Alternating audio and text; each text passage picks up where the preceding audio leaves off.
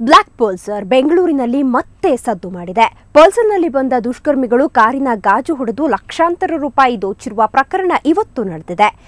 Real estate ವ್ಯಾಪಾರಿಯೊಬ್ಬ 3.80 lakh ರೂಪಾಯಿ ಮೊತ್ತದ ಹಣವನ್ನು ಕಳೆದುಕೊಂಡಿದ್ದಾನೆ. ಕಾರಿಗೆ ಕನ್ನ ಹಾಕಿದ ಫುಲ್ ಸ್ಟೋರಿ ಇಲ್ಲಿದೆ.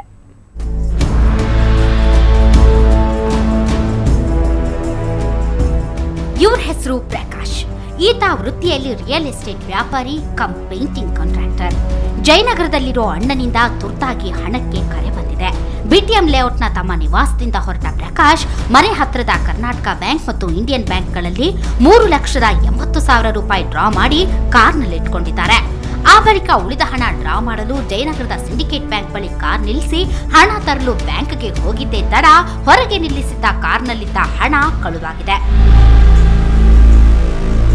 ಸ್ಟೇಟ್ ಬ್ಯಾಂಕ್ ಆಫ್ ಇಂಡಿಯಾದು ATM ಅಲ್ಲಿ ದುಡ್ಡು ತಗೊಂಡು ಕಾರಲ್ಲಿ ಹಾಕ್ಕೊಂಡು ಇಲ್ಲಿ ತಿಲಕ್ನಗರ ಸಿಂಡಿಕೇಟ್ ಬ್ಯಾಂಕ್ ಮುಂದೆ ಬಂದು ಕಾರು ನಿಲ್ಲಿಸ್ಬಿಟ್ಟು ಅಲ್ಲಿ ಚಿಲ್ಲರೆ ಇರೋ ದುಡ್ಡೆಲ್ಲ ಸೇರಿ ಬಂಡ್ಲು ಮಾಡಿ ಈ 3 ಲಕ್ಷ ಜೊತೆಯಲ್ಲಿ ಡ್ಯಾಶ್ ಒಳಗಡೆ ಹಾಕಿದೆ. ಕಾರ್ ಡ್ಯಾಶ್ ಹಾಕ್ಬಿಟ್ಟು ಮುಚ್ಚಿಬಿಟ್ಟು ಕಾರ್ ಲಾಕ್ ಮಾಡಿ ಸಿಂಡಿಕೇಟ್ ಬ್ಯಾಂಕ್ಗೆ ಹೋಗಿದೆ. ಅಲ್ಲಿ ಬ್ಯಾಲೆನ್ಸ್ ಚೆಕ್ ಮಾಡಬೇಕಾಯಿತು. ಹೋಗಿ ಪಾಸ್ಬುಕ್ ಕೊಡೋದಷ್ಟೊತ್ತಿಗೆ ಯಾರೋ ಕರೆದ್ರು. ಬ್ಲಾಕ್ ಪಲ್ಸರ್, ಕೈನೆಟಿಕ್ ಹಾಂಡಾಗಳಲ್ಲಿ ಬಂದ 4 ಆಗಂತುಕರು BMW ಕಾರಿನ ಗಾಜನ್ನ ಜಖಂಗೊಳಿಸಿದ್ದಾರೆ. ನಂತರ ಡ್ಯಾಶ್ಬೋರ್ಡ್ನಲ್ಲಿಟ್ಟಿದ್ದ 3,80,000 ರೂಪಾಯಿಗಳನ್ನ ದೋಚಿದ್ದಾರೆ ಅಂತಾರೆ ಪ್ರತ್ಯಕ್ಷದರ್ಶಿಗಳು. ನಾನು ಏನು ಹೊಸ ಗಾಡಿ ಗ್ಲಾಸ್ ಹೊಡೆದಾಗ್ತದಾರಲ್ಲ ಅಂತ ನೋಡಿ ಬಂದಲ್ಲಿ ಫಸ್ಟ್ ಪೇಪರ್ ಎತ್ಕೊಂಡ್ಬಿಟ್ರು. ಪೇಪರ್ ಎತ್ಕೊಂಡ್ಬಿಟ್ಟು ಹಣ ಇತ್ತು. ಹಣ ತಗೊಂಡ್ಬಿಟ್ಟು ಪಲ್ಸರಲ್ಲಿ ಬಂದಿದ್ರು ಅವರು. ಮುಂದೆ ಪಲ್ಸರ್ ಇತ್ತು. ಅವ್ರು ಹಿಂದೆ ಕೂತ್ಕೊಂಡ್ಬಿಟ್ಟು ಅವ್ನ ಬ್ಯಾಗ್ ಹಿಂದೆ ಜರ್ಕಿನ್ ಹಾಕೊಂಡಿದ್ದ. ಅವ್ನು ಗ್ಲಾಸ್ ಹಾಕೊಂಡ್ಬಿಟ್ಟು ಮುಂದೆ ಹೋಗ್ಬಿಟ್ಟ. ನಾನು ಕ್ರಾಸ್ ಮಾಡೋಷ್ಟರಲ್ಲಿ ಹೋಗ್ಬಿಟ್ರು. ಮೊನ್ನೆಯಷ್ಟೇ ಗೃಹ ಸಚಿವರ ಮನೆಯ ಬಳಿ ದರೋಡೆ ನಡೆದಿದ್ದ ಪ್ರಕರಣ ಮರೆಯುವ ಮುನ್ನವೇ ಮತ್ತೆ ಹಾಡ ಹಗಲೇ ಕಳ್ಳತನ ನಡೆದಿರೋದು ತಿಲಕ್ನಗರ ಪೊಲೀಸರಿಗೆ ತಲೆನೋವಾಗಿ ಪರಿಣಮಿಸಿದೆ. ರವಿಕುಮಾರ್, ಕ್ರೈಮ್ ಬ್ಯೂರೋ, ಸುವರ್ಣ ನ್ಯೂಸ್ 24/7. ನೀರು ಜೀವಜಲ, ಅಮೃತ ಸಮಾನ ಅಂತಾರೆ. ಆದರೆ ಬೆಂಗಳೂರಿನ ನೀರು ಜೀವಜಲವಲ್ಲ, ಅದು ವಿಷ. ಹೀಗಂತ ಶಾಕಿಂಗ್ ನ್ಯೂಸ್ ಕೊಟ್ಟಿದ್ದು ಬೆಂಗಳೂರಿನ ವಾಟರ್ ಟೆಸ್ಟಿಂಗ್ ಬೋರ್ಡ್. ಇಂತಹ ಆತಂಕಕಾರಿ ವಿಷಯ ಹೇಳೋದ್ರ ಜೊತೆಗೆ ಬಿ ಕೇರ್ಫುಲ್ ಅನ್ನೋ ಸಂದೇಶವನ್ನ ಬೆಂಗಳೂರು ಜನತೆಗೆ ನೀಡಿದೆ.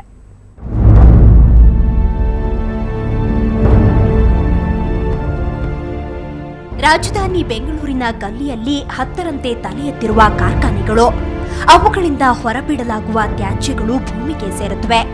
ಅದು ಅಂತರ್ಜಲದ ನೀರಿನೊಂದಿಗೆ ಮಿಶ್ರಣವಾಗುತ್ತೆ. ಹೀಗಾಗಿ ಬೆಂಗಳೂರಿನಲ್ಲಿ ಸಿಗೋ ನೀರಿನಲ್ಲಿ ಫ್ಲೋರೈಡ್ ಅಂಶ ಹೆಚ್ಚುತ್ತಿದೆ ಅನ್ನುತ್ತೆ ವಾಟರ್ ಟೆಸ್ಟಿಂಗ್ ಬೋರ್ಡ್.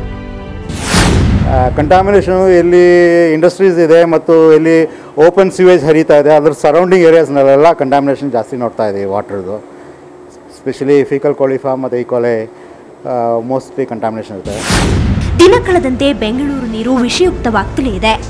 ದೇಹಕ್ಕೆ ಕುತ್ತು ತರುವ ಕೆಲವೊಂದು ಬ್ಯಾಕ್ಟೀರಿಯಾ, ವೈರಸ್ಗಳು ನೀರಿನಲ್ಲಿ ಇರೋದು ಇದೀಗ ನೀರನ್ನ ಪರೀಕ್ಷಿಸುವ ಸಂದರ್ಭದಲ್ಲಿ ಬೆಳಕಿಗೆ ಬರುತ್ತಿದೆ ಅನ್ನೋದು ನಿಜಕ್ಕೂ ಆತಂಕದ ಸಂಗತಿ.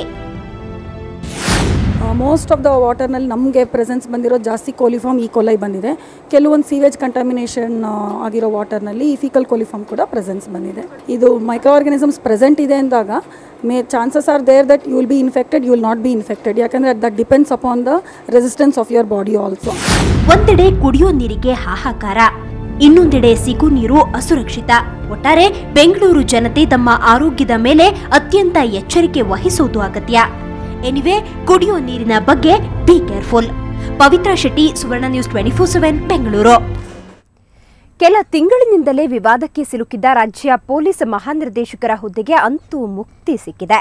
ಸಿಐಡಿ ಡಿಜಿ ಆಗಿದ್ದ ನೀಲಂ ಅಚ್ಯುತರಾವ್ ಇಂದು ಡಿಜಿ ಅಂಡ್ ಐಜಿ ಆಗಿ ಅಧಿಕಾರ ಸ್ವೀಕರಿಸಿದ್ದಾರೆ. ಈ ಸ್ಥಾನದಿಂದ ನಿರ್ಗಮಿಸಿದ ಎಸ್ಟಿ ರಮೇಶ್ ಹೌಸಿಂಗ್ ಕಾರ್ಪೊರೇಷನ್ ಎಂಡಿಯಾಗಿ ವರ್ಗಾವಣೆಗೊಂಡಿದ್ದಾರೆ.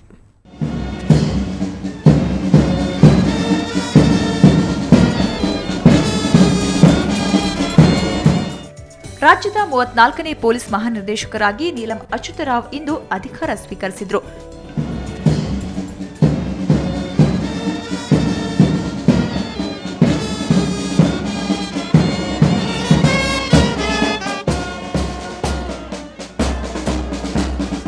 ಸುಮಾರು 11:30 ವೇಳೆಗೆ ಪತ್ನಿಯೊಂದಿಗೆ ಆಗಮಿಸಿದ ಅವರು ಹಾಲಿ ಕರ್ತವ್ಯ ನಿರ್ವಹಿಸ್ತಾ ಇದ್ದ ಎಸ್ಟಿ ರಮೇಶ್ ಅವರಿಂದ ಅಧಿಕಾರ ವಹಿಸಿಕೊಂಡ್ರು.